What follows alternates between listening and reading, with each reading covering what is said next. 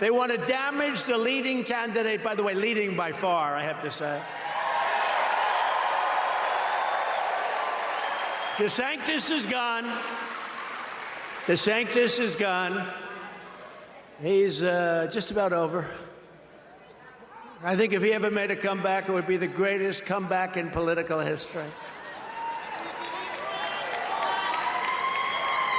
He's gone. I endorsed him. He was gone before I endorsed him. I endorsed him. You know that, right? I endorsed him. I said, all right. He came in crying, please, please, you'll do it. I said, you're so far behind, you couldn't win. If George Washington and Abraham Lincoln came back from the dead, you couldn't win. No. Sir, if you endorse me, I'll win. I'll win.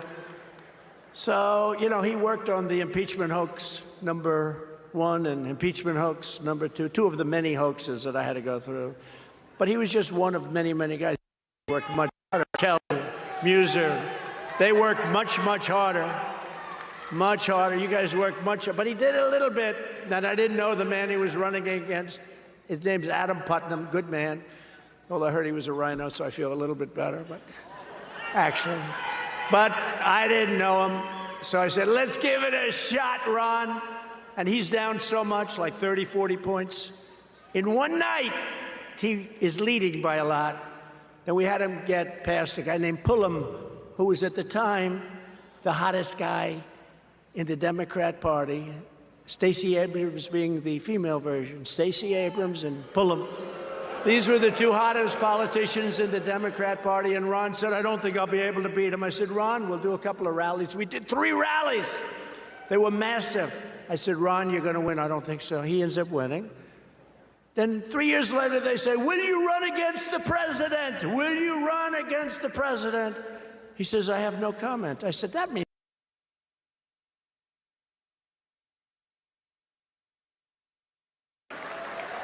So I tell that story, even though all of my wonderful geniuses that we do have a good campaign going, I have to say, but my wonderful geniuses, my consultants and people that you have, they say, sir, people don't care about loyalty in this business. I say, I think they do.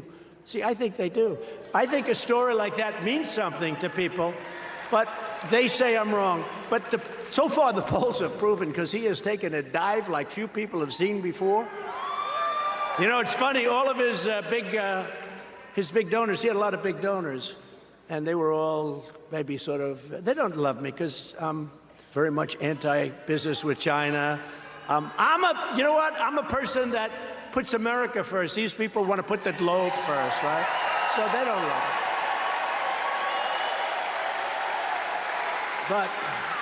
But I read stories where, you know, these big rich guys, they're all guys that I know very well, and they're sort of leaning toward him, and they're going with him, and, you know, this is like 6 months in. They're going to go with him. I think they're going to go with him because he's a globalist, basically, right? He's a Paul Ryan disciple. Anybody a Paul Ryan disciple, you don't want him, believe me. Guy's a loser. But look, he had to leave because he couldn't have won. He was out. But remember this, when the people, they're all with him. They're all set. They're going with him. We're going with the sanctimonious. And then last week, I started getting phone calls 2, 3, 4 weeks ago.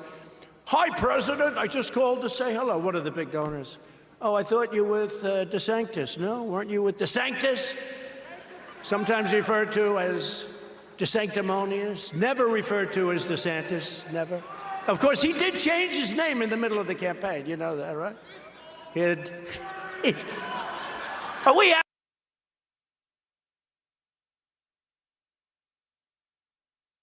Saturday afternoon. We have nothing to do. We got these great congressmen that we got to make sure they're in good shape, and they will be. They actually don't need any of my help. They're here because they love me and I love them. They don't need my help, these guys. But, you know, so they call up these rich guys. They call. I'm richer than they are.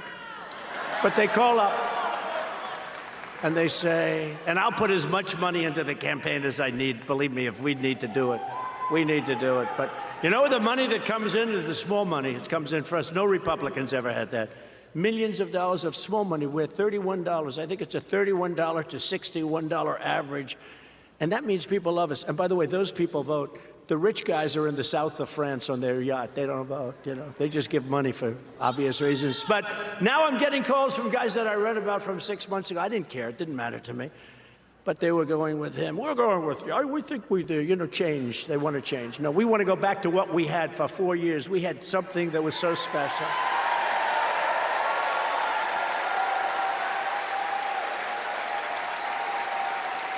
One of these guys, Coke. You ever hear of Coke? So Coke, he says, a couple of months ago, said, I had the best 4 years I've ever had during the Trump administration. Yeah, I believe I'll be supporting. Maybe that's called inheritance. The guy admits he's had the best 4 years he's ever had. He's going to support. But so now they're all calling me, and they go like this. Ring, ring, so-and-so's on the phone. Oh, hello. President, I was just calling to say hello. I said, you mean you're just calling to say that you've been looking at the recent poll numbers? That's real. They're not stupid. They see what's happening. So he's lost all of it. I think he's lost every high roller.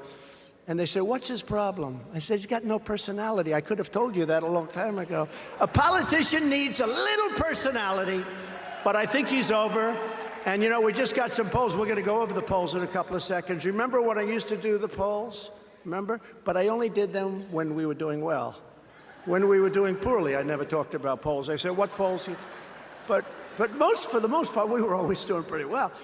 But I only did. But we have one where Ramaswamy is now leading him in Ohio. Ramaswamy. You know why he's leading him? Because he says Trump's been a great president. I like guys that I'm running against that say I've been a great president. Vote Ramaswamy. So it's been an incredible time, but all of these high rollers are now calling me, sir, I'd love to have dinner with you. I said, you didn't want to have dinner 6, 7 months ago so much, right?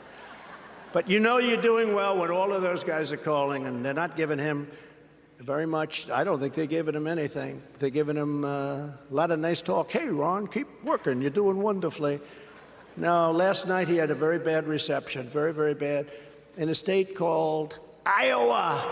Very important. First in the nation. We kept it there. I kept it there. I got the farmers, Pennsylvania, Iowa, all over. $28 billion from China. I got the farmers $28 billion. And I made a very bold statement. I said, let me tell you, first of all, I think we're leading in Iowa by 39 points. That's a lot.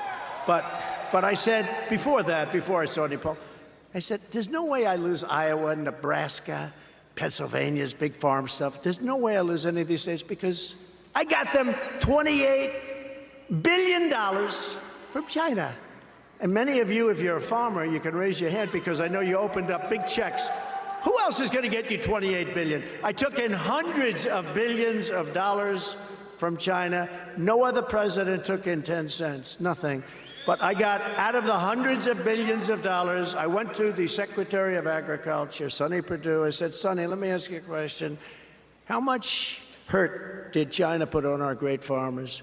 Comes back 3 days later, sir, it's about $28 billion over a 3-year period. I said, that's okay. We're going to give $28 billion to our farmers. To the fake news back there, I say, I got the farmers $28 billion. Do you think they're going to vote against me? I don't think so. I don't think so.